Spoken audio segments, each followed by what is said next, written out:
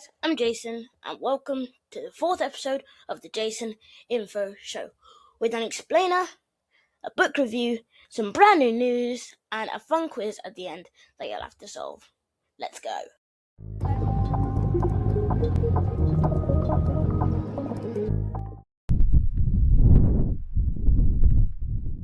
How skydivers stay safe.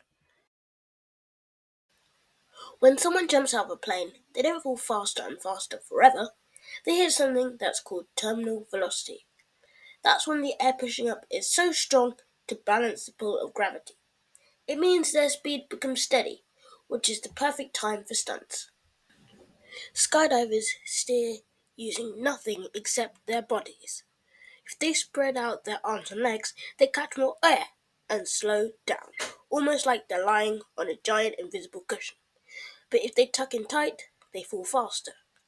Speed changes like this help them match their teammates in the air, so no one bumps into each other. To turn left or right, skydivers angle their arms like little wings. Lift on one side sends them spinning gently in that direction. They can even glide forward a bit, almost like swimming through the air. When it's time to stop free falling, the parachute shoots out and fills with air super fast. That canopy increases air resistance massively, slowing them down almost instantly. From here, it's a gentle glide back down to the ground. Awesome, right? Back to the studio. Let's head over to Greece, where something very unusual has happened. Scientists just found a massive spiderweb inside a cave in Greece, and it might be the biggest in the world. The web stretches around 106 square meters. That's bigger than a football pitch, wrapped across the walls and ceiling of a dark cave called the Sulphur Cave. The Sulphur Cave is on the Greece and Albania border. It's home to around 111,000 spiders.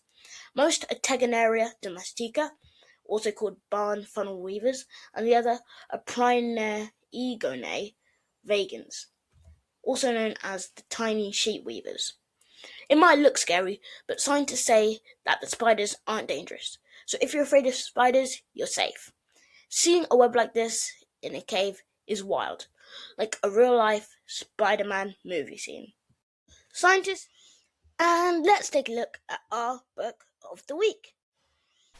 This week's book review is Percy Jackson and the Lightning Thief by Rick Riordan. The story follows Percy Jackson, a 12-year-old boy whose life suddenly becomes extraordinary. He and his two friends, Annabeth and Grover, are sent on a quest to return Zeus's lightning bolt before the summer solstice on June 21st, or there'll be war between Zeus and Poseidon. I liked how the book gets going really quickly, and there's always something happening. The way Greek myths are brought into the modern world is really cool, and it makes it more interesting. It's funny in places without being cheesy or cringe, and it keeps you wanting to read on. So, if you put adventure, humour, mystery, action, and a little mythology together, you get Percy Jackson and the Lightning Thief. Many creatures and locations are inspired by Greek myths, and it's a must-read for anyone who loves clever heroes and epic battles. Now it's time for everyone's favourite part of the day. It's quiz time!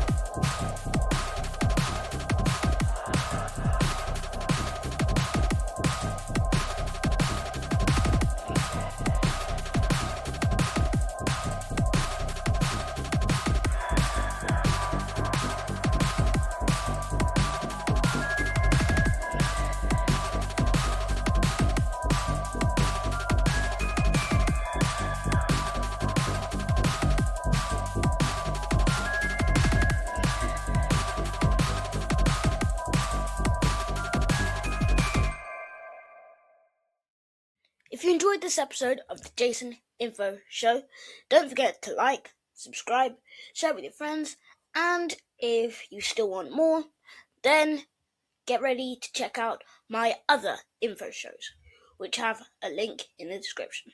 I'll see you there. Bye!